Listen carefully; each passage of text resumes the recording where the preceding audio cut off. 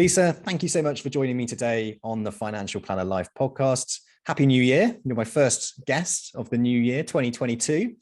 And I'm pleased you're here today. How are you doing? I'm good, thank you. Thank you very much. Happy New Year to you too. And it's good to be here. Thank you so much. Did you have a nice break over the Christmas period? Did you shut down? Because a lot of financial planning firms tend to kind of take a good 2 to 3 weeks. I know we do in recruitment. Yeah, we shut down completely from the 23rd. I was actually away from the 21st, and then we came back on the 4th. So I went in for half a day between Christmas and New Year to a nice quiet office, just kind of get a few things organised, which was quite a nice little gentle route back in. But yeah, it was nice to take a break. It's great taking a break. I think downing tools over Christmas, I think we're quite lucky in the profession that we're in recruitment is that our clients down tools. Yeah. It was like we were recruiting into the NHS or something, different story. So we get that opportunity to disconnect and focus on our families and ourselves and come back in the new year. I always feel really refreshed these days coming back into the new year. So I did have 10 days of COVID, which is a bit annoying. Oh no, because I didn't have any symptoms either. Right. So it was just, I had to spend 10 days in. But actually, again, I found that, it's quite nice. I sort of locked myself away, and it was nice to have a bit of time to myself and peace and quiet. Yeah, chance to rest and recuperate a bit. And then you can start the new year and it feels kind of, everything feels new in the new year, doesn't it? It's a new start. It does indeed. Excellent. Great stuff, Lisa. I'm pleased you had a nice time. Okay, Lisa, well, thank you. Like I said, coming on the podcast, it's a careers-based podcast. It's the Financial Planner Life. And it's all about your journey, really, how you got into the profession, what you've done within the profession, how you've moved through and progressed, I suppose, your career. Because right now, you're celebrating your first year of being a business owner. New World Financial Group is the company that you are part owner of. And I mean, being a business owner myself, I know that it's not simple running a business. So what really interests me about you as well is that, what stood out when I saw it was that you're a company that's really looking to and also embrace the financial planning element and the coaching element side of it as well. And I think moving forward in the future, that's clearly an area where it's a great way to pick up clients that perhaps can't afford or need the full financial planning, but just need some coaching and some simplistic kind of approach to advice. And you might be able to get them on a cheaper angle or whatever. But, keen to hear a little bit about that. I know you're a new business. You might not have got so far with it yet, but it's always interesting to hear your views on it. Also, being a power planner, coming from a power planning background, then moving into becoming a part owner of a financial planning firm. That to me is really, really interesting. And probably to the audience as well, who are in administration or power planning positions that are thinking about how they progress their career. Perhaps they have a skill set that's suited to management. Perhaps they're quite entrepreneurial, but they don't want to step into financial planning, which is historically where every new business came from. It was always kind of led by a financial planner. So it's interesting to talk to somebody that's become a business owner from the more power planning side, as opposed to being a financial planner. So that's really interesting, I think, as well.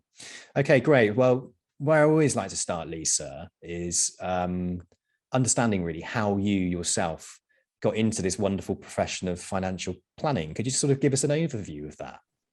Yeah, absolutely. I think like a lot of people, I probably kind of stumbled certainly into financial services. I know that's a very, very common route, although I think more people are, making that deliberate choice to come into financial planning now, which is good.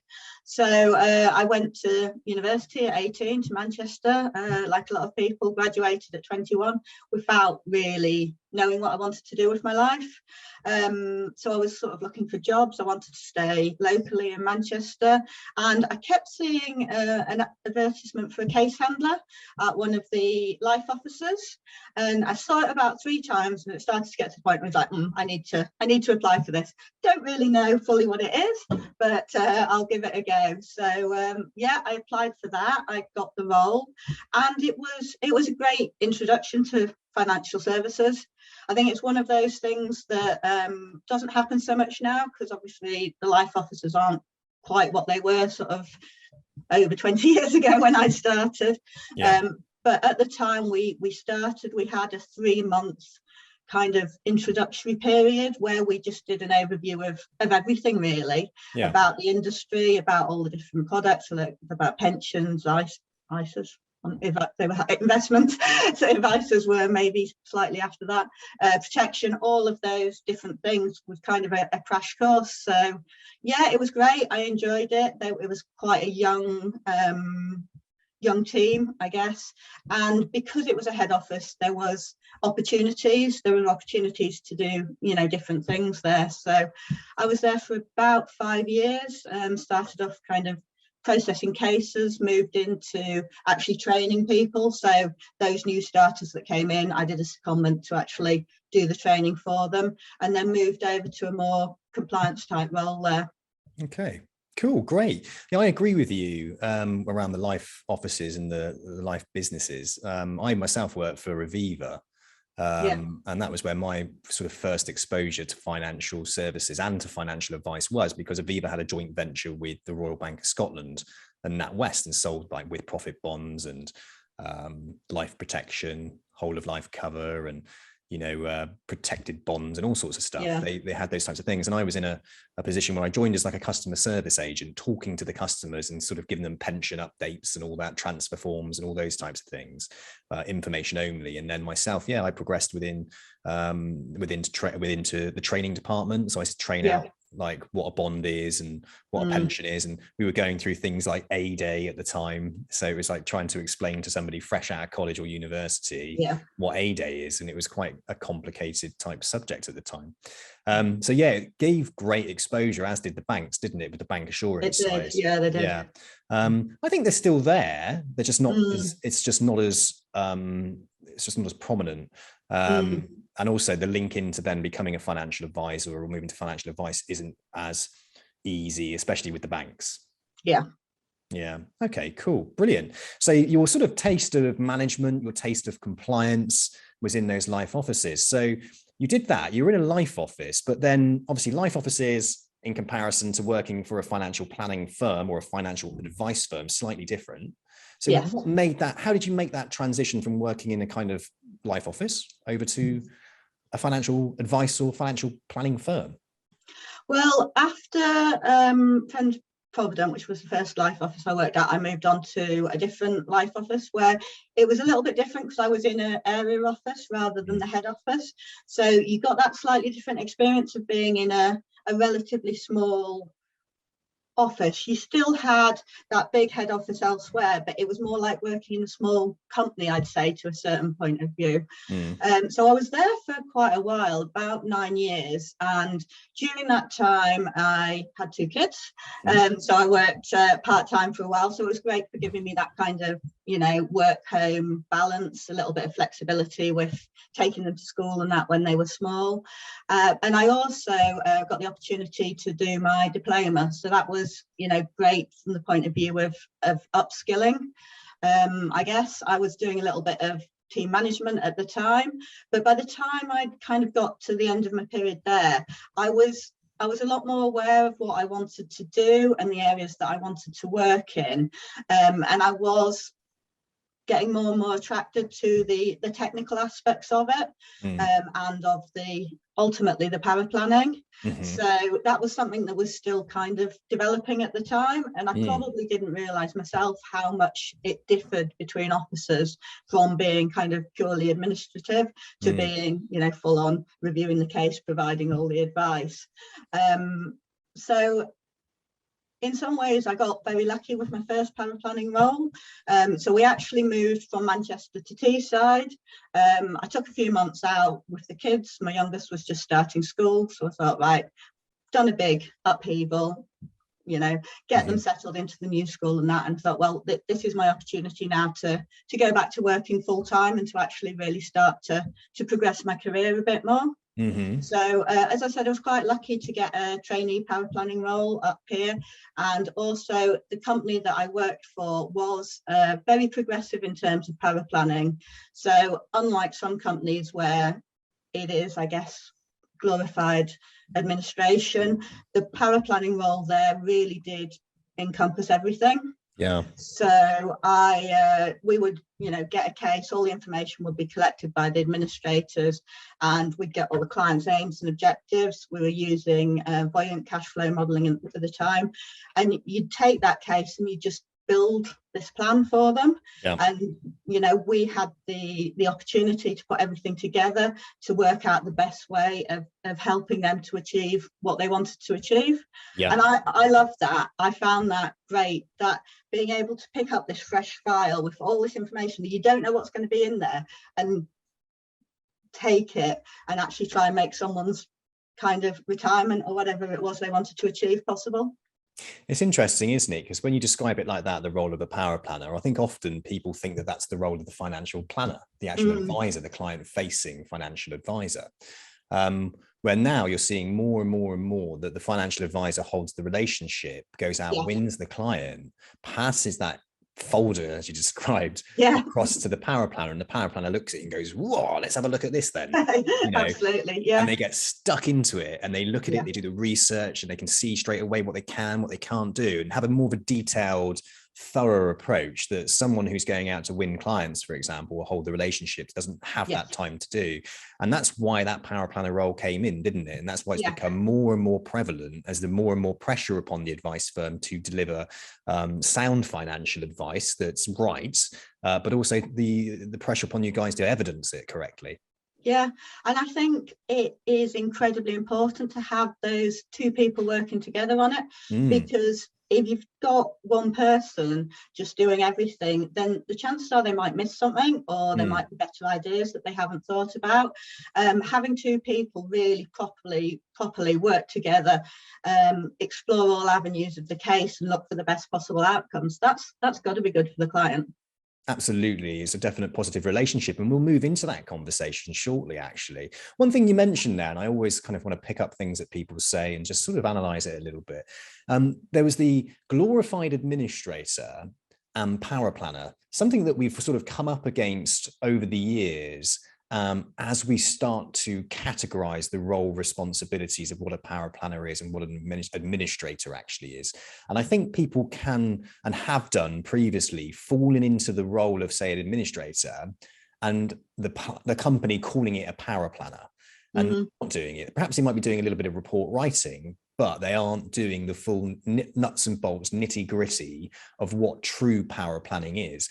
Really interesting to hear what your sort of example. So if you were to compare the two, what would you say like an administrator is, even like a senior administrator, up to what actually a true power planner is? I would say, I guess the senior administrator would be responsible for all the communications with the product providers, gathering all the information, probably communicating with the client, keeping the client updated, you know, where we are in the process, doing that application paperwork, sending that off.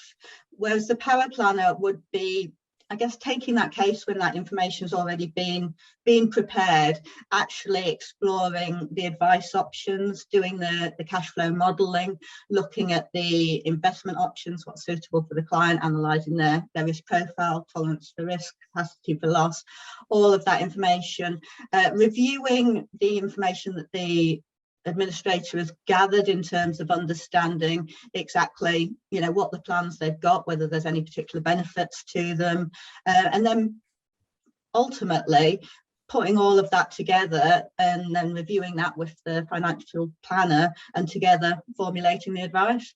Fantastic. And then writing a report. Yeah, fantastic. That's a great explanation. Thank you so much for that. I think it's really helpful for the listeners to hear it as well. Because I think what can be quite difficult is that, like I said, someone can fall into a role of an administrator and think they're a power planner, but actually they're not, or being told they're a power planner. One thing from moving from, say, an administrator into a power planning role, let's say somebody's thinking about becoming, wanting to move into financial advice, and they're seeing these two positions. They're seeing power planner and they're seeing financial advisor. Yeah. Would you say it's advisable and wise for somebody to start their career as an administrator and work their way through to then becoming a power planner, and then perhaps, if they choose, moving across into financial planner? Or do you think there is an ability, let's say, to almost take somebody straight from uni straight into a power planner position and bypassing something like administration, so it kind of appeals a bit more to, say, graduates? What do you think? I think you can do both, and there are advantages and disadvantages to both. You just have to have the right structure in place. So there's advantages certainly for the company to taking someone on as an administrator first, because they're getting, I guess, use out of them straight away. They're not spending quite a long time doing training when perhaps they're not adding to the productivity of the business. Mm-hmm. And I think there's also advantages to the person doing it.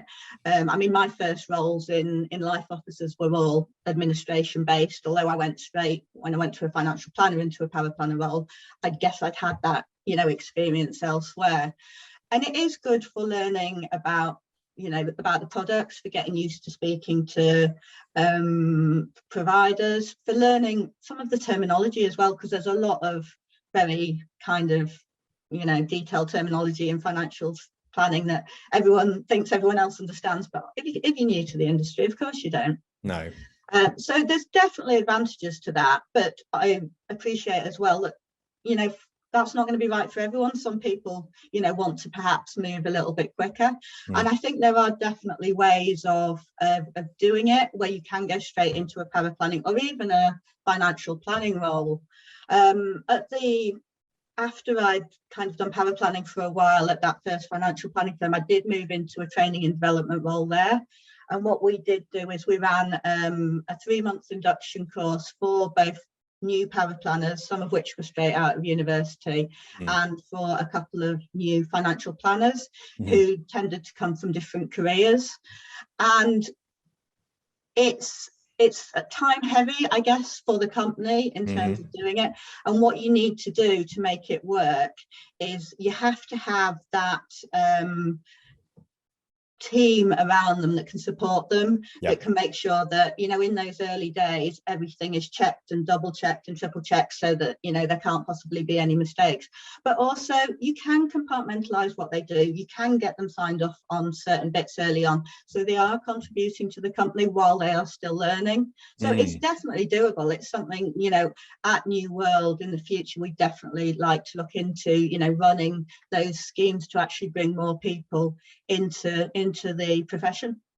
Yeah, you're right there. Time heavy, costly, obviously. And for smaller firms, for instance, that just don't have that ability to do it, it can be incredibly difficult to take that risk and to take that punt, because everyone's probably stretched, aren't they, to their full sort of capacity when you're setting up a business. So having that in there is very, very difficult. And especially, I suppose, as well, if you've got somebody who perhaps has been an older financial advisor or an older financial advisor force, and they're not sort of as used to sort of training and developing paraplanners now in what the term the paraplanner is now, there can be a bit of a again, time restraint. Do I really want to do that with my time?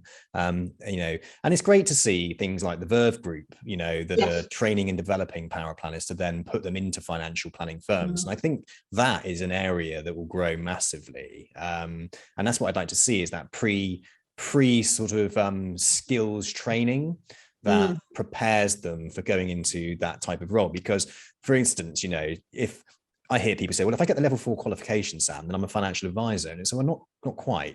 You're qualified and you learn some things, but it's very technical. What you don't learn is actually what the job is, how to do it, and what the skills are required to do it, the day-to-day soft skills, etc.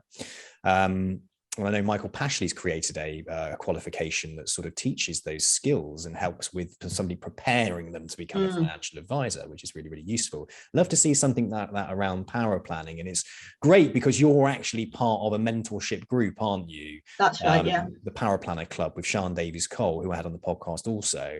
And that mentor group is aimed at sort of helping those people, isn't it, really, who perhaps might be in an admin or a paraplanner role and maybe feeling slightly not alienated, but on their own, because perhaps the firm doesn't have the luxury of a training department or a paraplanning manager or somebody that can invest in that individual's time to progress their career and move forward, etc. So that's really useful. I just want to ask you a question about that mentoring group, really. How have you found it? And do you think that mentoring is a responsibility that the paraplanning community really have to take on if they want to see that role grow even further? I think you're right. I think it probably is. I think it's a great idea, and I think Sian and Chloe are doing a great job with it. because, as we've kind of already discussed, paraplanning does vary so much between companies, and people that are in the role don't even necessarily know if what they're doing is normal for a paraplanner or is not. And usually one of the advantages but also downsides to financial planning companies is most of them are small, and therefore there's not that many people you can probably learn from and grow from. So having that scheme set up to match mentees and mentors up is great. And also, you know, they're running different events and things like that, webinars for people to actually, you know, see and gain a bit more information. Okay, great. So it's a useful thing. And I think if there's power planners out there that are interested in mentoring and helping support people through it, I suppose draw back on your own personal experiences of how difficult it might well be to get ahead, and can you give back and help other people. And I think in any kind of situation where mentoring is involved, when you do give back, you tend to learn a little bit about yourself as well. Yeah. And then that always helps you with your own personal development, but also any kind of future situations you might get yourself into, like running your own business. Yeah, absolutely. The more people you know in your tribe, if you well, yeah, indeed, the better. I think it's good to see what opportunities are out there for paraplanners, for people that are maybe quite new to the industry, to actually see where paraplanning can go, because I think there has been this view in the past that, you know, it's a stepping stone to being a financial advisor, and actually being able to demonstrate that there's different options out there, whether that's being, you know, a really technical senior paraplanner, whether that is managing, moving into compliance, setting up your own business, or for some people the right step is financial planner. But I think in the past too many people have made that step from paraplanner to financial planner just because they thought that was the natural next step, rather than because it was the right thing to do.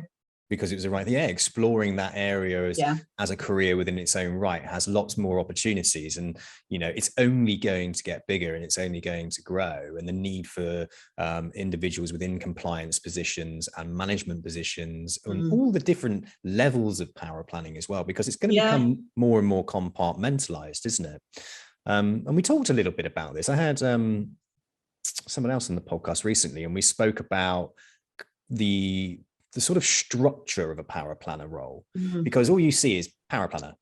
Yeah. You know, and we've already touched on the fact that there's administration positions, there's CRM, you know, client relationship roles, and there's the report writer, there's a researcher, there's somebody who's a chartered, who's done it for years and perhaps has an expert skill within a certain area.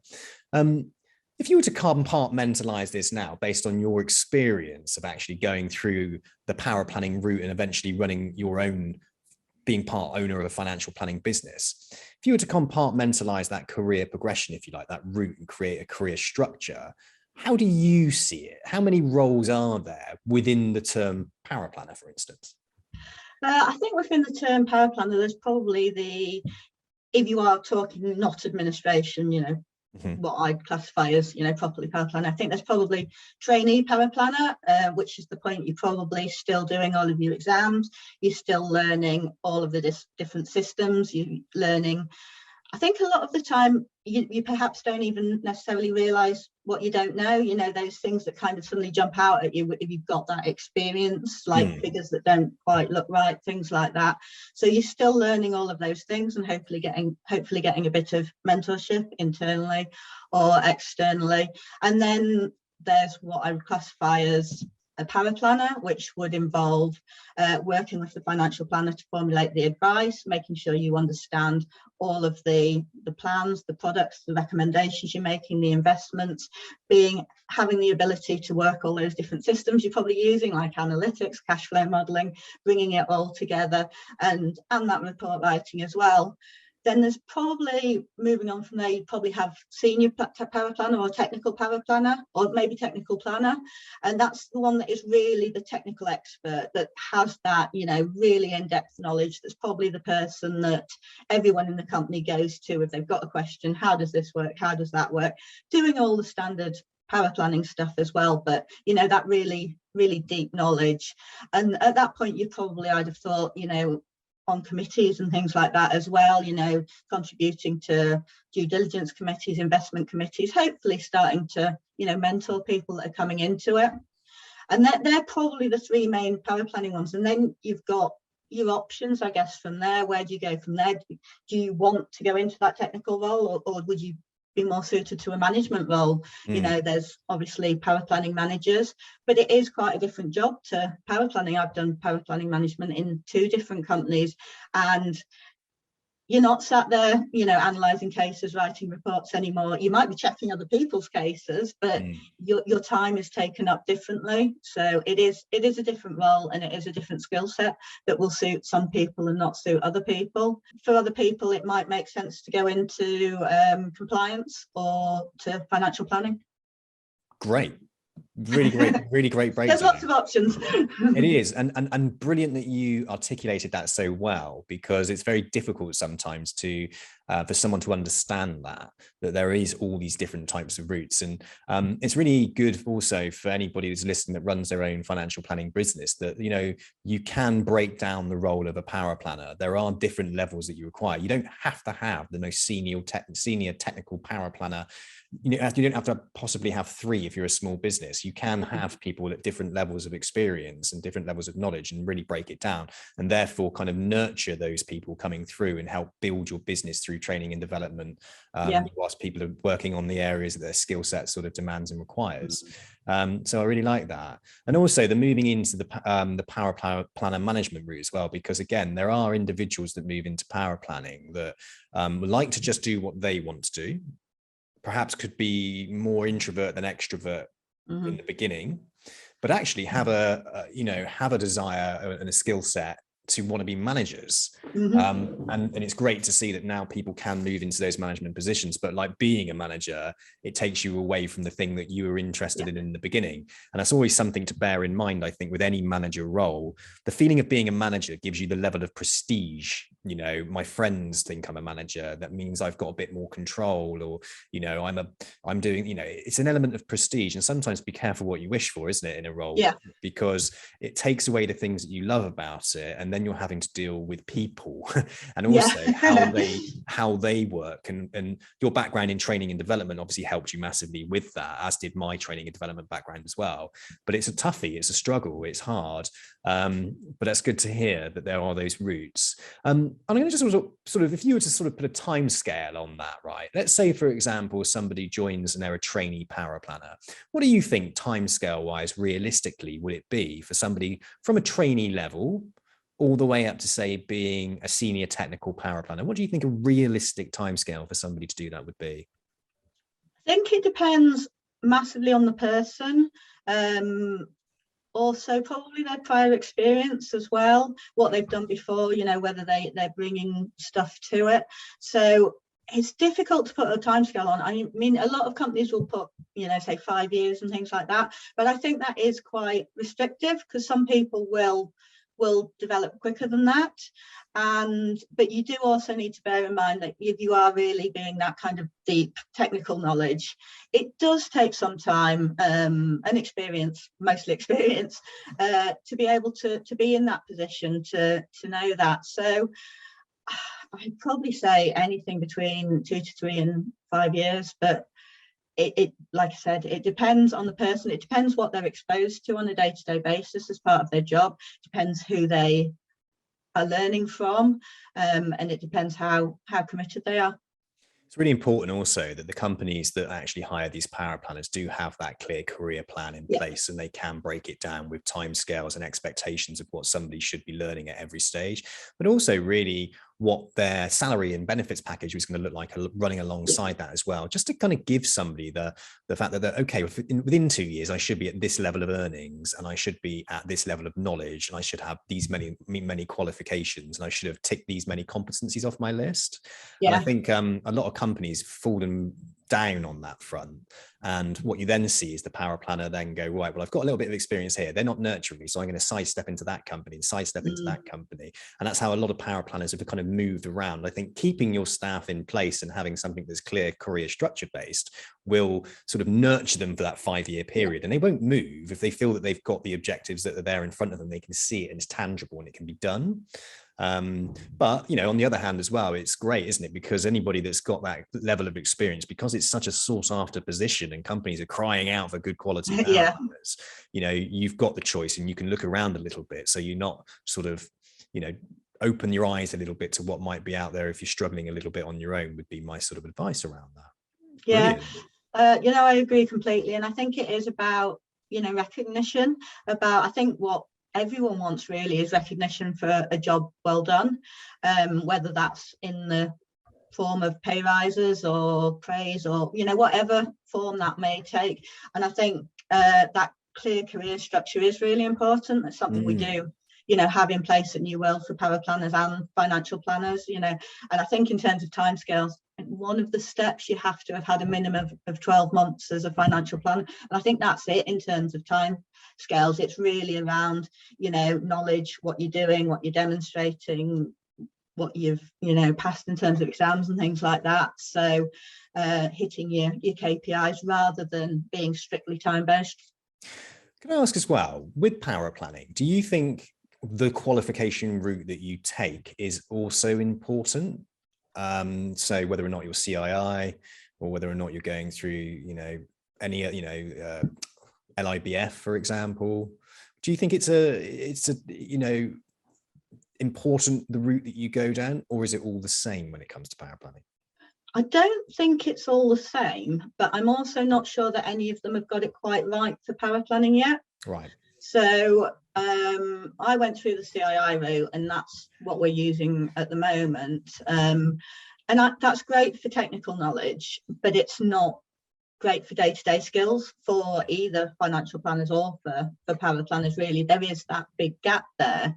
I think with financial planners, the CISI certification seems to be kind of starting to step up a little bit there.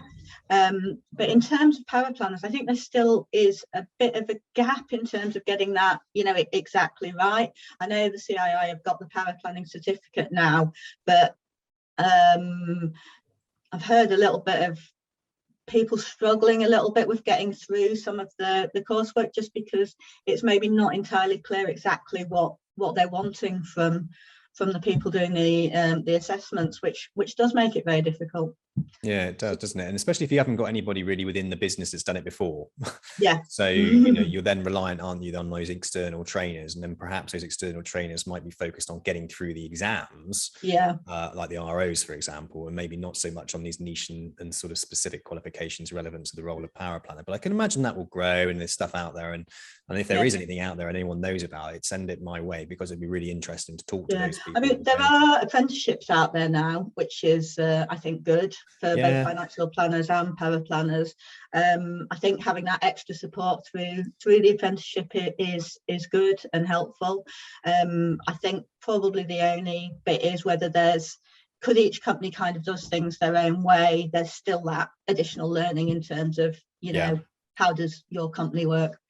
And it's a good point actually about the apprenticeships levy, because there is a levy out there that helps companies use external services for training and the qualification costs, and you get like a specific amount towards hiring somebody as an apprentice. I think the term apprentice needs to be dropped, because it's a title that always kind of historically was like, oh, an apprentice mechanic, or or it's a lowly job. It's not, it's looked upon as like entry level, where you don't need to call it an apprenticeship at all. So if like a firm wants to take advantage of the apprenticeship levy, just turn around and call it an academy. Say what we're doing.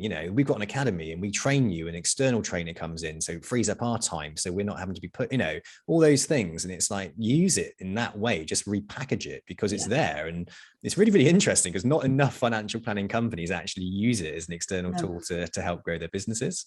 Yeah, no, I think you're completely right there. And apprenticeship is the wrong name for it, because you don't have to be young, you don't have to be even new. No. You just have to have not had training in that particular thing before. We're actually making use of the financial planning apprenticeship for our newest paraplanner. Although she's in a paraplanner role, when I actually looked at the apprenticeship, I thought that the financial planner one was actually probably more suited to her development. Yeah, I think it's a great tool that's out there, but you're right about the name. It's probably needs changing. Does need changing, absolutely. And a good point that you made there as well. It's not, it's not just for 16-year-olds leaving school. It's for any age. It's a very great way to get that extra training and development going. Fabulous. Yeah. Okay, so you went through the paraplanning route. Yeah, that was your career. You went through the paraplanning route, moved into paraplanning management, and then eventually you've now moved into a position of actually being a business owner. You're one of the owners there of New World Financial Group.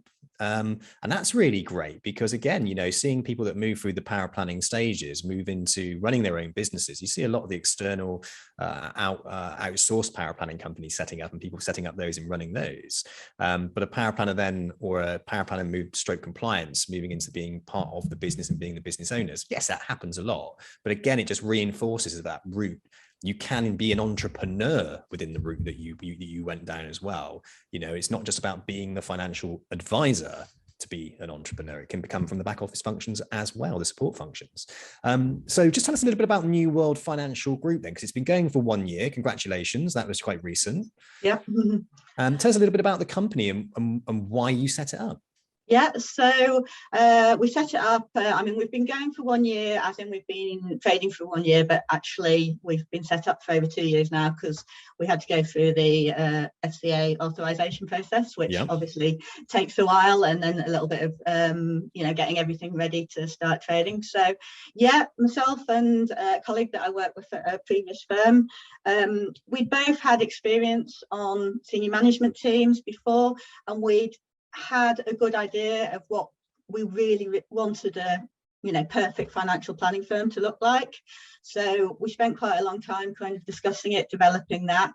And what we really want to do is to really make financial planning fully inclusive for everyone. So lately there's been a lot written about the financial benefits to financial planning. There's a lot of statistics that show how much better off people are over a certain period of time, and even more so for those that actually start out with less money. And also there's more and more evidence showing the emotional benefits of it. And we've seen ourselves over our careers that the benefit that it can have to people, but often it's not the people that are kind of already really rich that need the help and support. Yes, they do need help and support, but those people that aren't sure whether they've got enough to retire, they're not sure whether they're going to have to downsize, they're not sure whether they're going to have to keep working till they're 67, that they're being neglected really, just because of the way financial planning has been set up and the way it's charged. It's been really difficult traditionally for financial planning firms and financial advice firms to profitably service those clients that have less assets, and also those ones that are just coming through, those that are just starting to want to save. And if you can make a difference then, when someone's 30, by the time they sort of reach retirement, the impact's going to be massive. So we've got the opportunity as a new firm to be able to try and do things a little bit differently, to structure the charging, to hopefully make it work for everyone, to develop our proposition so that, yes, we absolutely want to help those people that are 55, that have assets already built up. We can do all that. We can look at their ideal lifestyle, we can put it all together, plan it for them, help them into retirement, but also we can help those people that are just starting out. Absolutely. And of course make a profit on each of those types of clients that you work with, because you're running a business at the end of the day. Absolutely, yeah. You could spend your whole life trying to help other people in those situations, but they don't want to pay for a fee that means that you can earn the living that you want to earn and be a profitable running business. And that's the purpose why we get into business, is to make profit. Yeah. I really like that. That's a great way to also look at it, because there is that wealth management, and there are that, those very, I suppose, high net worth, or even the ultra high net worth area where it's wealth management, isn't it? It's kind of, you've got a load of money, let's kind of look after that for you and make more for you. Or, there's always stuff that needs to go on with that. And I suppose in that area as well, there's a lot of technical type clients and difficult technical type investments, and that's very interesting also, Yeah. isn't it? And also, of course, it can be very profitable because they have money, and it's not an easier sale. It's not easier, is it? It just means that you don't have to have so many of them. Yes. To be able to service them and offer a higher level of service and the fee that goes along with that. So when it comes to this mass affluent market, this next generation that are going to be just inheriting so much money, the great transition of wealth that's happening, lots and lots of people are going to be inheriting lots of money. Mm-hmm. There's going to be more millionaires than ever, isn't there? Yeah. And these are the ones that have really been neglected because all of a sudden they've got money. So, but also as well, they're thinking about their own futures, aren't they? Because like I'm 40 and I've only really started getting financial planning now because, I wasn't really thinking about it before, and it wasn't really something that I needed or felt that I needed to look at. And what I like to see now, especially with like YouTube and everything, is that you're seeing coaches talking about the importance of like your pension and why you need it, where it's invested. And you've got the DIY brigade, the fire guys that are all doing it themselves and teaching you how to do it yourself. And everyone's downloading Hargreaves Lansdown apps and thinks they're Wolf of Wall Street. But there is a requirement and a need for somebody with an expert opinion to be able to help and guide and coach those individuals. And I noticed with New World Financial Planning Group that you've got this kind of coaching element that you want to also bring into it. Is that where you're sort of looking to build a relationship with the audience that sort of perhaps have been off the radar to most traditional financial or wealth management firms? So I think it's about recognizing that people, have different needs at different points of their life. Like you've said, up until now, you've probably felt you haven't necessarily, needed financial planning, but you probably have still needed some support and understanding and learning with your finances throughout the time, even if it's from, people leaving school, understanding, what their first payslip means, how tax works, how to manage their debts and mortgages and things like that. So it's about, we're looking at bringing in what we're going to call Future Learn, hopefully over the next sort of 3 to 6 months, which will be online learning and support, really. No charge for that, but just really to help people to better understand their finances and be able to manage them better. And then as they it's about helping people through sort of each stage of their journey, really, when they get to the point where they probably are ready to start actually, saving a bit more into pensions, investments, maybe have some protection needs, then kind of move to the future plan stage, where what we want to do really is get that ideal hybrid of streamlining everything as much as possible to make that, low cost. If we can keep costs down like that, then we can still afford for them to have that time with the financial planner to discuss it and to get the recommendations. So, that's something that we're working on at the moment.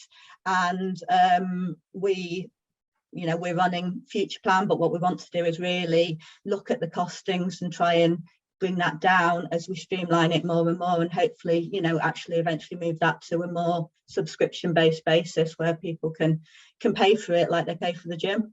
Fantastic. Yeah, absolutely. Making it easier for people to get that financial advice, and also making it personable so they can just literally click an app, can't they, and go in there and start to do it that way and connect nice and easy. Yeah, fantastic. I love the sound of all that. And, it's great to see it. And I think when you're in a business and you set your own business up, you can have all these ideas, can't you? You think to yourself, like, I've got all these ideas of what I'm going to do. I'm a terror for it. I'm an entrepreneurial mind, and I can think up a brilliant idea. And then when I have to sit down and do it, I'm like, oh God, and it's not working out, like the streamlining, the time it takes, the energy. And, it doesn't happen overnight, does it? It's a lot of work. We can all come up with a brilliant idea, but it's the implementation of that. It's the implementation of that idea. So one thing I would like to ask you about running your own business then. So moving from being employed, were you employed before? Yes. Yeah. So you're employed, the safety of an employment, the salary and all those typical types of things. So how did you end up, without prying too deeply, and don't feel that you have to sort of tell me at all, but why all of a sudden you wanted to become a shareholder and run your own business and lose hair and age quickly and stress yourself out? Tell me about that. Do you know what? I think I often still wonder. it is very different, and I think you probably don't realize how different it is until you actually do it. So I was approached by one of my colleagues one day. It was the first day of my holiday, and he sent me a message basically saying, I need to speak to you today. I was like, okay. He came down to the little town where I live, and we met for a coffee. He's like, right, I think we should do this.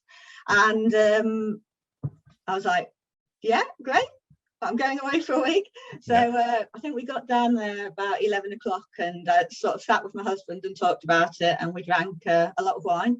And I think went to bed about 3 o'clock in the morning, but I was never not going to do it. It was too exciting. It was, yes, it's scary, and yes, it's difficult. I wouldn't say to go into it lightly, particularly if you're going to be directly authorised like we are. It is a lot of work to get through the FCA process, and you need to be very careful with managing that time then, and also those first few months, because the money doesn't come in instantly.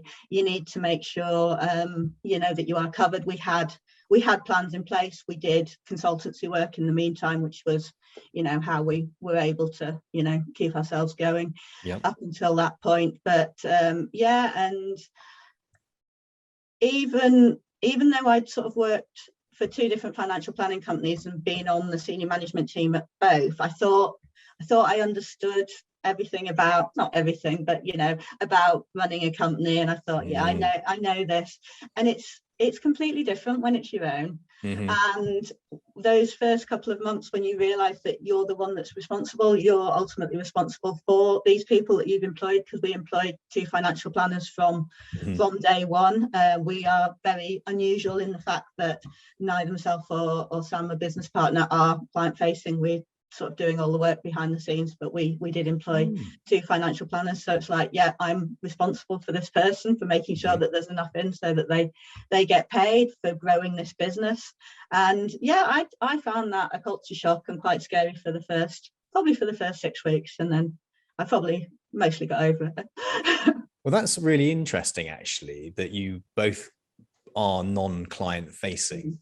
And very unusual. Very unusual. Yeah. And you set up your business together. I mean, that in itself, you must have had a confidence, or as you put it, an excitement that you were going to, make this work, because that's a leap of faith. And then to hire 2 financial planners, because the pressure you're then under to be able to, because unless those financial planners come along with a client book, they did bring some clients with them. They can come along and you'll say, right, okay, you can clean your face a little bit with the book that you've got coming in, but what we need to do is to be able to support you in a way, or offer you a brand or a service that is going to get you more clients or more access, or make your life easier. That's what kind of, it's almost like how a network started out, isn't it? It's kind of like very compliance driven, and ease of process, and then said, come on, all your financial advisors, come over and work over here. I mean, aspirations for growth then, is that sort of your mindset, was like, let's make the best processed business in financial planning, and then all the financial planners will come and work for us? Is that is that your thought process? I'm not sure I'd phrase it exactly like that. I do think that there are big advantages to the fact that neither of us are, primarily client facing. I think a lot of companies are very much lifestyle companies, because it is a financial planner that sets it up, and it's basically, we'll just take it to the next level with my existing clients, but without any real probably aspirations to growth. I think it gives us the opportunity to really, define what we want from the business, because our time isn't necessarily taken with client meetings. I still do a lot of case checking and things like that, which obviously takes up time, but we can design those processes, we can design those what we want from the tech to make it work to get where we want to be, and that is the starting point for growing. So we've got the the business channels at the moment, which are aimed at different client types, but we do want to grow in terms of the numbers with New World, in terms of financial planners, but also potentially have people join us as associates, as potentially appointed representatives at New World at a later date. Okay, so you're looking at all those options and building your business models to be able to support all the options that are available out there. That's a really good model to do. And I think having two heads that are working together on a strategy basis in the background without the, I dare say, a distraction, but it can be a distraction when you've got to also put food on your table. So like winning the clients, it's probably that's probably the exciting bit, I'd assume, for you, is that the strategy. And I think two people working together does work well. I think you were sort of saying before about, it's easy to have the ideas, it's the implementing. And I think we work well together like that. My business partner is great with ideas. He'll come to me with 100 ideas, and I kind of try and, work together to actually, put the stepping stones to get those in place. Take the ideas and put the ones that are really good and urgent and important into some sort of process where you can trial and error and see where it goes. So things like the project management skills around that are probably really, really helpful for you. I find that within mine is like, again, we talked about earlier, didn't it? All the great ideas, but actually implementation is completely different. That's the hard bit, yeah, it's a completely different thing.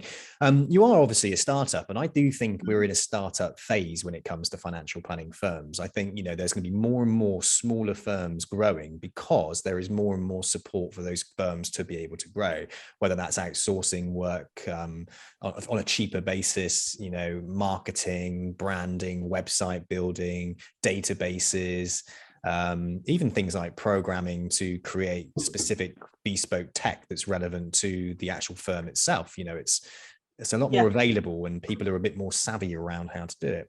Do you see the growth of your business then, where you are sort of looking at apps and database sort of side?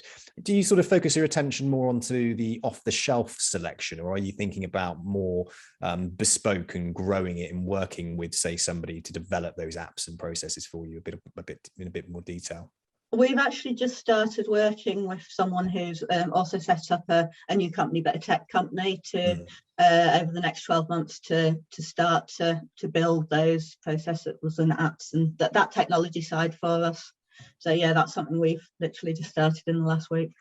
And do you think, historically with these startup firms, it was always, like I said, like financial advisor, off he goes and he builds up loads more, and then he passes some business on and all of that kind of stuff. Yours is a different model to that. You're starting from the processes and structure of the business first to create the amazing foundations, the environment, and then, like we say, if you build it, they will come type mentality.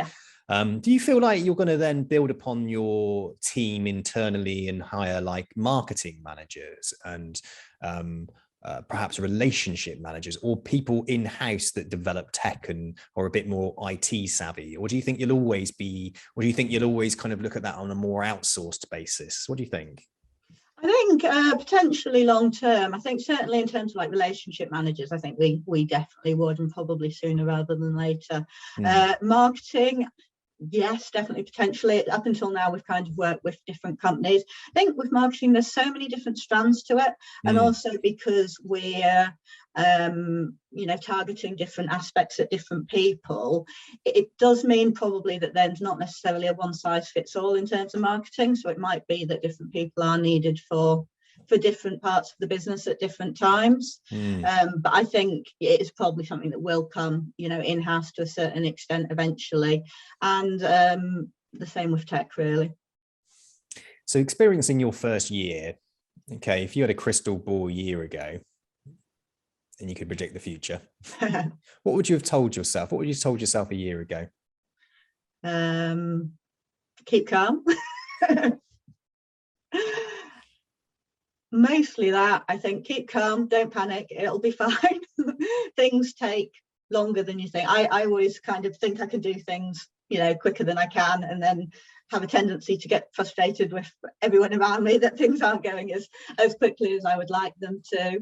So I'm giving that advice to myself from a year ago, although now I'm sat here in January 2022 saying, right, we're going to do all of this. So maybe I should be giving that advice to myself now. I suppose sometimes as well, and I found this over the years, I've run a business of 13 years now, and I have to manage my expectations. And also the expectations of others within my business, because they're busy, and I have a tendency to come up with all these great ideas and expect everyone else to do it for me. I'm that kind of guy. And it's about being realistic, isn't it? And taking something that's going to think, right, well, that's going to take a lot of time because there's so many other things that are going to come up that I've never come up against before. You're always kind of in the unknown, aren't you? You know, you're always in the unknown, and it's having that confidence to push through the unknown and realize that you're also going to fail more times than you've ever failed in your life. Like you know, you're going to hit a wall, you're going to hit a wall, you're going to hit a wall, and you smash through it, and you don't realize you smash through it because there's no one there patting you on the back to tell you otherwise, is there? Yeah. So it can be quite tough. And I think my advice for anybody in that first year is just be realistic. As you said, I think it's great advice. Be completely realistic. Don't panic, and just know that you're going to get through it. Do you think, you mentioned there, you saved a bit of money up, you did a bit of consultancy work within that first year as well as to cover your costs. Was that a bit of was that a bit of a shock to the system that perhaps it's brilliant. You sit down with people and they put a business plan together and it's like, yeah, year one, I'm going to be earning £150,000. And you're like, oh, I don't know about that. And did you feel like your expectations of what you were going to earn, for instance, didn't work out what you thought it was when you very first put the business plan together? Our expectations of how quickly revenue would start coming through were probably a little bit off, in terms of it takes a while, things don't happen overnight. And even when you've got the client and the advice, it still can be quite a long period before the money actually starts trickling through the door. So yeah, I'd say that was the big one. Don't overestimate how quickly revenue will start coming in. Fantastic. So what does the next couple of years look like for you guys? And exciting stuff? Yeah. Expansion, hopefully. Being able to properly build out those business channels that we've got, and actually getting more of those clients that have traditionally been neglected by financial services. And hopefully, getting all that tech streamline that I'd love to do to actually, make this a nice, slick process that doesn't involve a paraplanner having to input into 5 different systems and wait 6 weeks for, someone to come back with something. Yeah. So would your advice be to anybody that's perhaps in a paraplanner role or in a compliance function that has a burning ambition to run a business or be part of a financial planning firm, maybe in a sort of ambition, entrepreneurship, do you think it's advisable to them to sort of get out there and start networking with financial planners, perhaps to sort of explore those options? Do you think that's a good bit of advice? I think it is, yeah. I think, explore your options for, a business partner. I think it's probably going to be very hard to do that on your own from a paraplanning position, unless you've, for whatever reason, got an awful lot of money and contacts behind you. So yeah, start networking, build relationships, work out, who you'd like to build a business with. Make sure that you're both got the same vision for how you want it to look. There's me with my entrepreneurial brain now ticking away. It was like, well, surely there's space there then for a little community where I introduce paraplanners, compliance managers with the financial advisors who are both thinking they want to run their businesses, and I just join the two together. Yeah, absolutely. Nice. I think that it is a good combination, because it's 2 quite different personality types. And whilst a financial planner might be quite, gung-ho, let's do all of this, because they like the relationships, they like, moving quickly, the compliance and the paraplanning tend to be a little bit more, okay, but have we ticked all the boxes? Have we done all this? So it works well for client relationships and for client for working with clients. I don't see why it wouldn't work well for businesses. Because I suppose really, it's not something that a paraplanner would be doing, is sort of networking with financial planners really outside of their own businesses they're in, Great. Cool. Hey, thank you so much for your time today, Lisa. No problem at all. It's been really, great. really value your time. I really value your information, your advice and everything about that. It was really, really good. And I think anybody listening to the podcast today would definitely pick up a lot of useful information about the route down the paraplanning side and eventually running your own business. So thank you so much and good luck with the future. No problem at all. Thank you very much. And thanks for having me on.